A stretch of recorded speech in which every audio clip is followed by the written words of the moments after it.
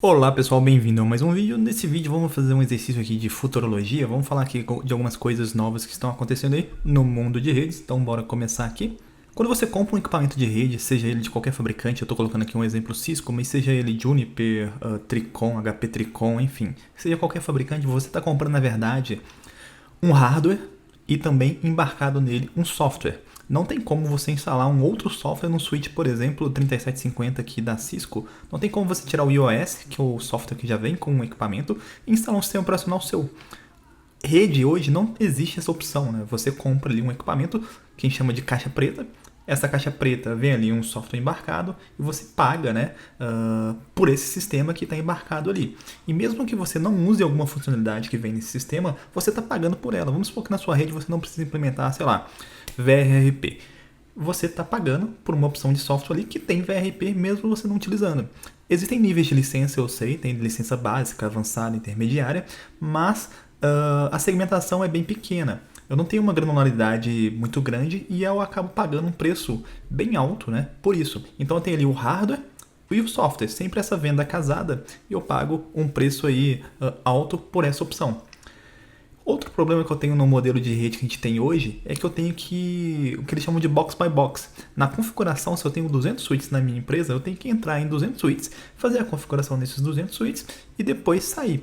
Então é um trabalho muito grande. Existe todo um ecossistema voltado para a rede hoje em dia, de certificações, seja para Cisco, Juniper, para ensinar as pessoas a mexerem naqueles equipamentos, né? Eu não tenho, por exemplo, ou não tinha, por exemplo, como instalar um sistema operacional meu em um switch, né?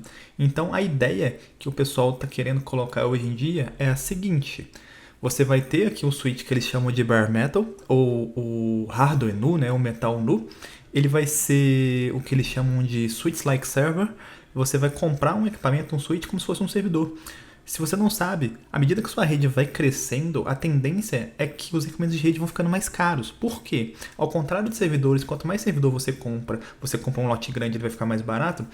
Rede não. Rede você tem um aumento significativo nos tipos de componentes. Então, se eu tenho que ter um switch core maior, eu tenho que fazer um investimento maior, eu tenho que ter gente especializada para mexer naquele equipamento e acaba que o custo fica maior.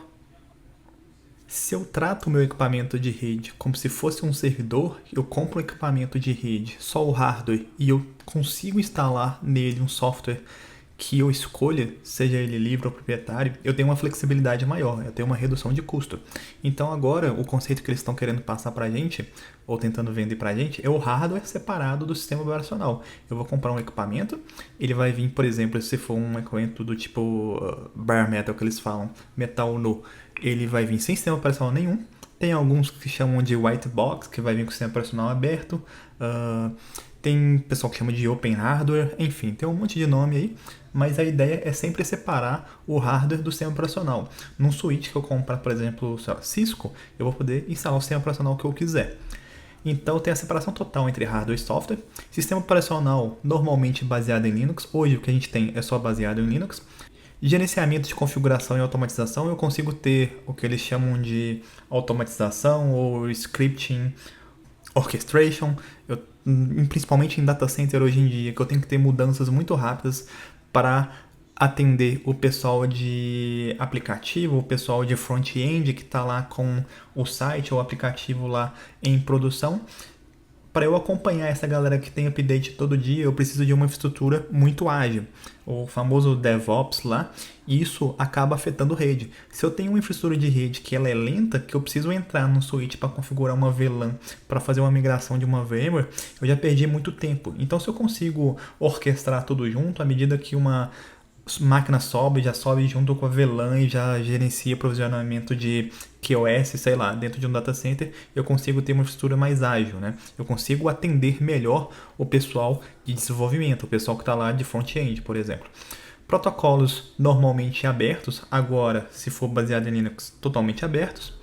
E software preparado para SDN, né? Software Defined Network, eu consigo ter uma agilidade maior com SDN. Por quê? Porque a minha infraestrutura vai ser toda programável, né? Eu vou ter aquele software rodando no Linux e eu consigo fazer a integração total dos meus servidores. Lembrando que Linux está rodando aí em 2/3 dos servidores da internet do mundo hoje.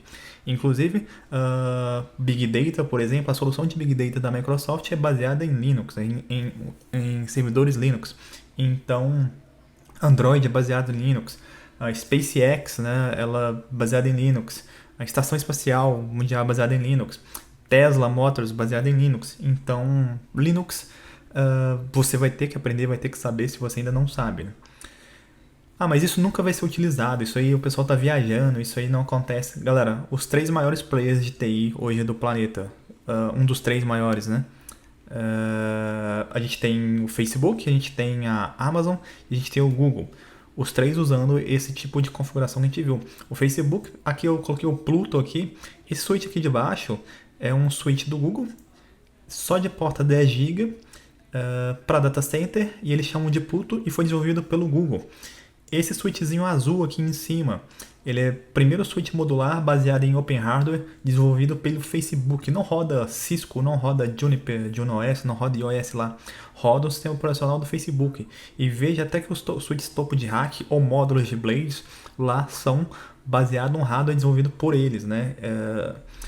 O sistema operacional que eles usam, eles chamam de FBOSS, ou Facebook Open Switching System. Então, todo um novo campo você abrindo aí para a rede, né? De redes baseadas em sistemas abertos. Você vai ter um sistema lá que vai ser, você vai comprar um hardware genérico e instalar o sistema que você quiser. A gente tem aqui embaixo, nessa slide aqui, uma porrada de players aí gigantes do mercado que apoiam essa ideia, né?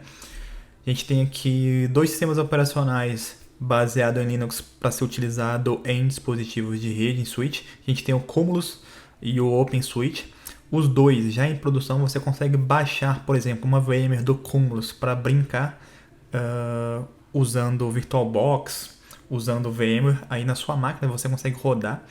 No site deles já tem lá o PDF de uma aulinha lá sobre Linux para você baixar e começar a mexer. E aqui que eu retirei lá do próprio site do Cumulus Linux, que tradicionalmente em rede a gente tem um sistema fechado, né, locked e proprietário, então um sistema totalmente fechado, e aqui no Cumulus Linux a gente tem um sistema aberto, a gente tem a separação de hardware, de software e tem os apps que eu consigo desenvolver para esse sistema operacional. Então, como é uma comunidade aberta, vai chegar um momento que eu vou conseguir baixar um software lá de roteamento XPTO que alguém desenvolveu e instalar no meu switch.